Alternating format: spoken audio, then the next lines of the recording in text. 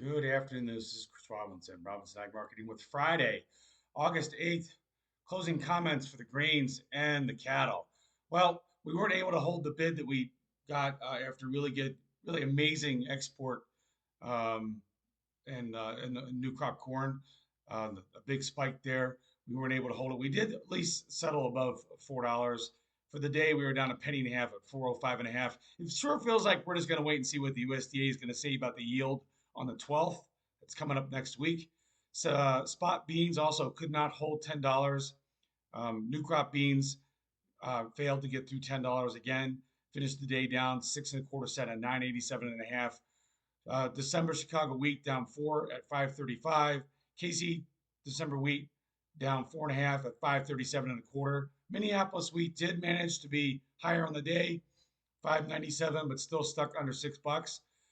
And it just really feels like people kicked the can. I mean, till Tuesday. We're going to wait and see. And I think that the number one thing we're going to look at is what is the yield going to be? Is it going to be 182? Is it going to be 185? Is it going to be under that or over that? That's going to be the big question. It was nice to see exports pick up, but we need a whole lot more of that. Um, but again, it was a good sign. And there's some thoughts out there that they're going to have to adjust the amount of corn, even the old crop corn that's been um, gobbled up here lately. So a lot's riding on that August 12th report, probably more so than usual, especially for anybody that really needs, these corn to be, back up towards 450 as opposed to being, sub $4. Ditto for the beans. I keep worrying about that old low, the 971 low, which we hit on April when we first came out with the tariffs. That seems to be back in play in there as well. So we'll see how it happens on this weekend. I will do my usual long. I spend about 4 hours. I go through and do a big breakdown, a 30,000 foot view of what the risks are technically and fundamentally. I'll do that in my weekly wrap. If you're curious about that, sign up, take a look at it. Moving on to the cattle. Interesting way to finish the week. After all-time highs yesterday, you finished limit down. October finished down 6.25 at 225.97. So maybe just a case of Icarus. We flew too far too fast. Uh, the high in October on Thursday was 232.75. Today's high, we couldn't take it out, 232.37. And maybe that's all it took. Is it profit taking? Are the funds going to start dumping? I have no idea. We've seen this before where we get a big correction and then 2 days later we're right back at it going higher. If you look at the big picture, cattle have just been on a tear.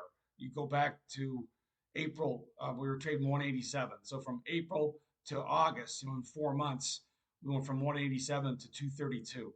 If you look at what happened in the feeder cattle today, down $9, 9.25 lock limit down. But again, that came after yesterday's all-time high and a 350 print, 350.25. And so we'll see. Again, is it over? For 4 months, 5 months, 6 months, 4 years, we've been saying, this market's overbought, the herd's too small, but at some point the Packers are going to throw the towel in because their margins are dropping. That's probably the number one thing that's going to turn us. So we'll see what happens on Monday. We've seen this before where we have what looks to be a big reversal, and then 2 days later we're right back at it. So we have to wait and see. The proof's going to be in the pudding. But September feeders did finish down. Lock limit down at 340.375. The hogs were under pressure as well, but not nearly as bad. October and December both finished down slightly, almost unchanged on the day. I was pretty impressed that they didn't take more pressure, to tell you the truth, given what was going on in the cattle. Again, what's the level to watch there in D's? You got to watch the 82 cent level. That seems to be a pivot. All in all, though, relatively speaking, these are ridiculously good prices for the protein complex. So even if the highs are in, even if you've never hedged before, go Google what a put option is, and then get something done. This is Chris Robinson, Robinson Ag Marketing. Also, we will be doing the members only. Uh, I hate to call it. It's not really a webinar. It's a seminar. It's a podcast. I think we'll just go with podcast, where it's going to be a learning experience where I'm going to dig into a couple things that I'm going to try to explain to people the whys and the wheres of, the type of hedge that we'd be looking at and why. It's a really good opportunity given what's happened with cattle here, but also So it's a good setup because we've got this August 12th report coming out. And what are the strategies that you can use to protect yourself and also keep your upside open?